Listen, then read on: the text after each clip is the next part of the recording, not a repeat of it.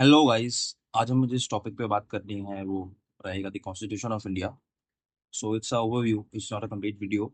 सो इसमें हम जो बात करेंगे वो बेसिक रहेगी, बट जो कॉम्प्लेक्स इसमें टॉपिक्स हैं उसको हम डिस्कस करेंगे, चार पॉइंट्स को। So let's start. So basically जो हमें स्टार्ट करना है वो है व्हाट इज कॉन्स्टिट्यूशन। कॉन्स्टिट्यूशन की डेफिनेशन क्या है, और that too in Indian context. So first of all, in Indian context, the Constitution of India is supreme law of land.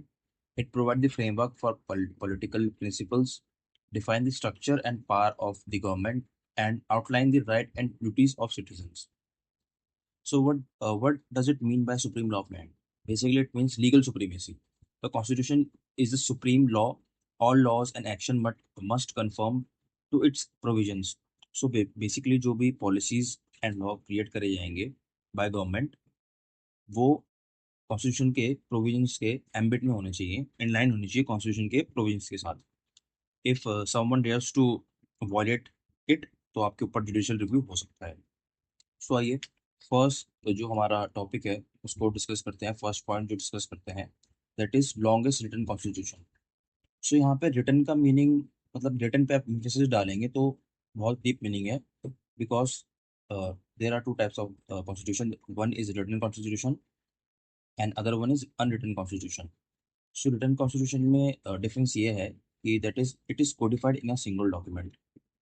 Basically यहाँ कहने का मतलब ये है कि जो हमारी बुक है, कॉन्स्टिट्यूशन है, इट बेसिकली अ बुक जिसके अंदर टॉपिक्स हैं, बट वो एक ही जगह, अ, एक ही मंच में उनको इकट्ठा करा हुआ है, जैसे फंडामेंटल राइट्स, फंडामेंटल ड्यूटीज, एक ही सिंगल डॉक्यूमेंट में वो कोडिफाइड है। But whereas if you talk about unwritten constitution, यहाँ एक जगह कोडिफाइड नहीं है सिंगल डॉक्यूमेंट में। सो इसका एक बेसिक डिफरेंस है। बाकी जो पॉइंट्स है आप देख सकते हैं इंपॉर्टेंट है, पर जो इसमें सबसे मेन इंपॉर्टेंट पॉइंट ये है कि इसके examples India, US, Japan, France written constitution है, and UK, New Zealand, Israel unwritten constitution. तो second point is adoption date and enforcement date of constitution. इसमें एग्जाम में कई कई बार कंफ्यूज करते हैं बच्चों को। So first is adoption, adopted on 26 November 1949। That is जो इसकी अडॉप्शन डेट है वो ये है। बेसिकली अडॉप्शन से क्या मतलब है कि हमने इस दिन अपना कॉन्स्टिट्यूशन कंप्लीट कर लिया था। कॉन्स्टिट्यूशन असेंबली ने इसको रेटिफाई कर दिया था कि हमने अपना कॉन्स्टिट्यूशन कंप्लीट कर लिया है।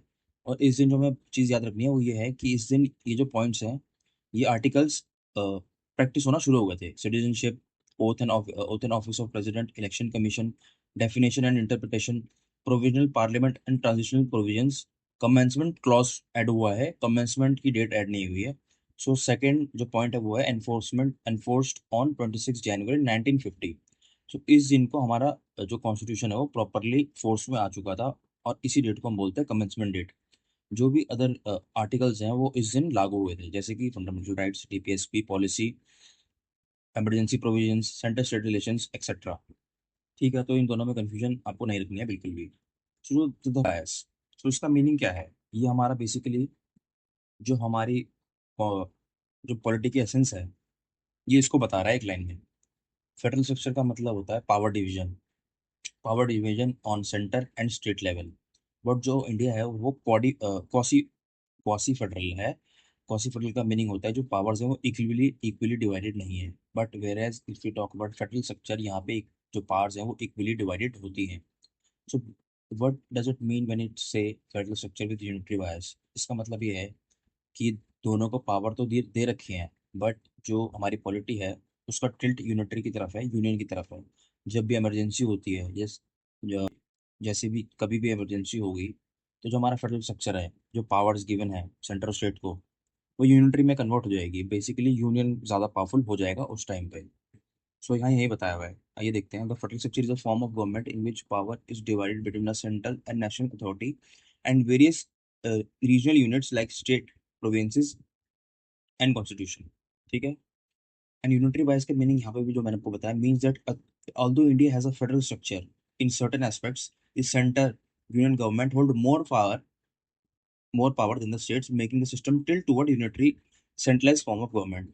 तो ये दोनों जब चीजें मिल जाती है तो उसका क्रक्स ये है कि division of power but a tilt toward centre. ठीक है।